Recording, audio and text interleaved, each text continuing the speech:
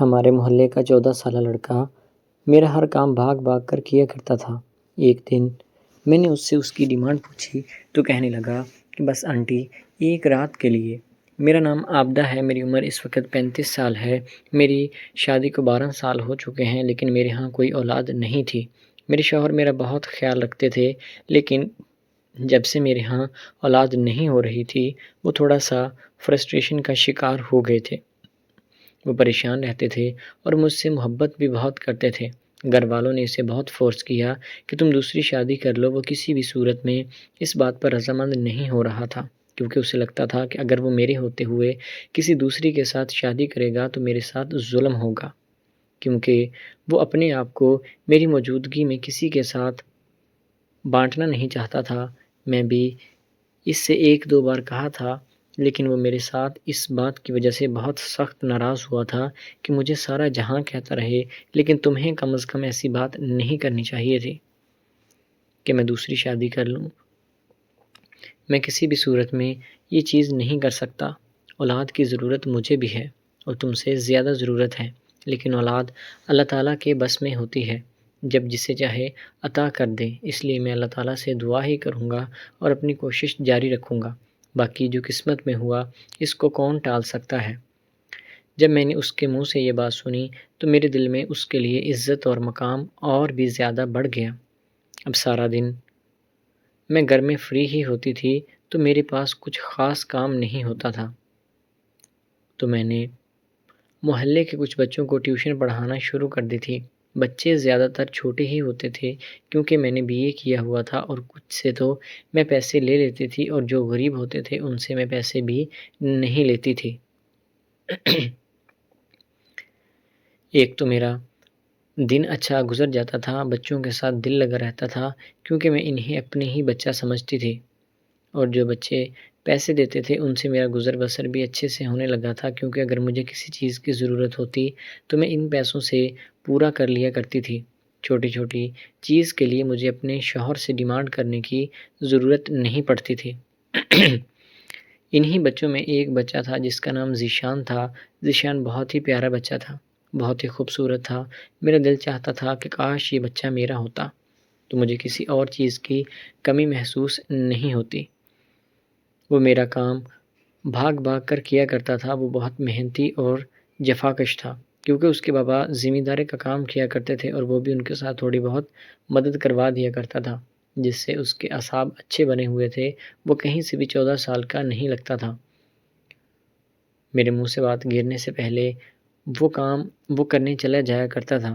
مجھے کبھی کبھی شک بھی ہوتا تھا کہ اتنا زیادہ فرما بردار کیسے ہے، حالانکہ اس کے والدین 1-2 بار میرے پاس کمپلین لے کر بھی آئے تھے کہ یہ کسی کا کہا نہیں مانتا، لیکن جب میں نے اسے اپنے پاس دیکھا تو مجھے یقین نہیں آتا تھا کہ یہ وہی بچہ ہے جو اس کے گھر والے میرے پاس شکایت لے کر آئے تھے، کیونکہ میرے پاس آنے کے بعد سب سے اچھا بچہ وہی ہوتا تھا۔ وہ ہر وقت نظریں جھکائے رکھتا تھا، وہ کسی کے ساتھ بھی زیادتی نہیں کرتا تھا۔ میرے دل میں بھی اس کے لیے پیار بڑھنے لگا۔ یہ پیار سے مراد غلط نہیں بلکہ عزت والا پیار ہے۔ ایک بار میرے شوہر بیمار ہو گئے تو انہوں نے کام بھی چھوڑ دیا تھا۔ اب وہ کام پر نہیں جاتے تھے تو گھر کے حالات بہت زیادہ خراب ہو چکے تھے۔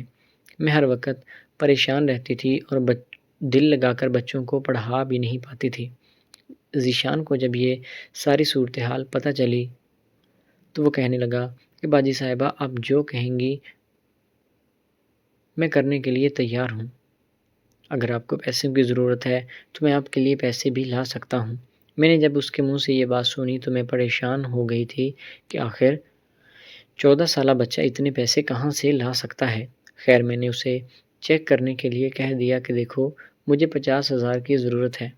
اس کے بعد وہ 3 دن آیا ہی نہیں۔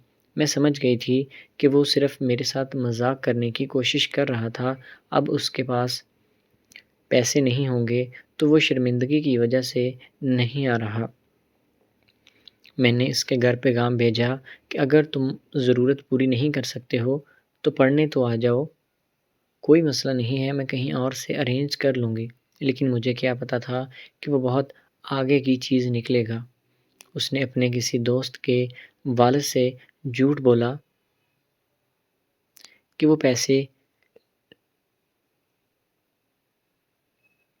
لینے آیا ہے اور لا کر اس نے پیسے وہ مجھے دے دیے۔ پہلے اس نے مجھے سچ میں نہیں بتایا تھا، لیکن یہ حقیقت مجھے بعد میں پتہ چلی۔ اب جب وہ پیسے لے آیا تھا تو مجھے یقین نہیں آ رہا تھا کہ میری خاطر اتنا کام کر سکتا ہے۔ خیر میں نے یہ پیسے لے لیے تھے اور کچھ دن معمول کے مطابق کام چلتا رہا۔ وہ میرے کام کرتا اور میں خود اس کو بھیجتی تھی، اس کا جانے کا دل بھی نہیں کرتا تھا۔ ایک دن وہ مجھ سے نظریں چرا رہا تھا۔ میں نے اس سے پوچھ ہی لیا کہ ذیشان بتاؤ کیا بات ہے، تم پریشان لگ رہے ہو۔ وہ مجھ سے نظریں بھی نہیں ملا پا رہے۔ وہ کہنے لگا کہ باجی صاحبہ کوئی بات نہیں ہے، بس میری طبیعت ٹھیک نہیں ہے۔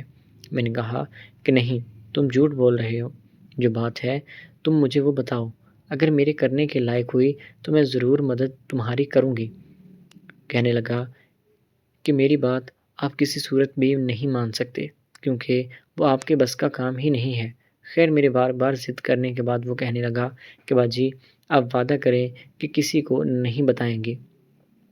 پھر اس نے میرے سامنے جو ڈیمانڈ رکھی وہ سن کر میں پھٹی آنکھوں سے اس کی طرف دیکھنے لگی۔ وہ کہنے لگا کہ میں آپ کو بہت پسند کرتا ہوں۔ اگر آپ کی شادی نہ ہوئی ہوتی تو میں آپ سے شادی بھی کرتا۔ اب آپ شادی شدہ ہیں تو مجھے سمجھ میں نہیں آتا کہ میں آپ سے کیا بات کروں اور کیسے کروں۔ میں بس آپ کو پانا چاہتا ہوں، اس سے زیادہ میرا اور کچھ بھی نہیں من کرتا۔ میں اب زندہ ہوں تو صرف آپ ہی کی وجہ سے ہوں۔ جب میں نے اس کی یہ بات سنی تو میرے پیروں تلے سے زمین نکل گئی تھی۔ مجھ سے عمر میں 2 گنا چھوٹا بچہ ایسی بات کیسے کر سکتا ہے؟ خیر میں نے اس کے جذبات کو ٹھکرایا نہیں،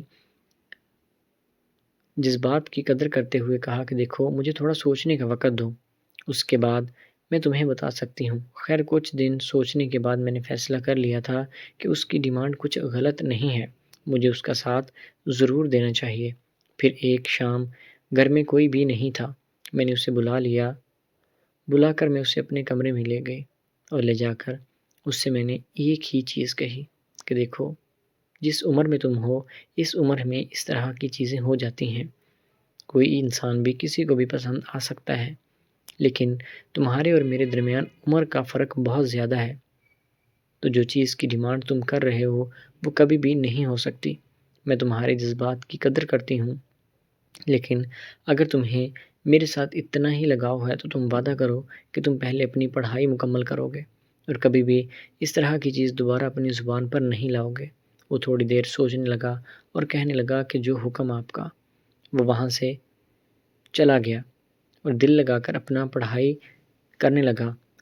اس بات کو اب 4 سال ہو چکے ہیں، وہ 18 سال کا ہے۔ آج بھی جب مجھے دیکھتا ہے تو اس کی آنکھیں مجھ سے ایک ہی سوال کرتی ہیں، جس کا جواب میرے پاس نہیں ہے۔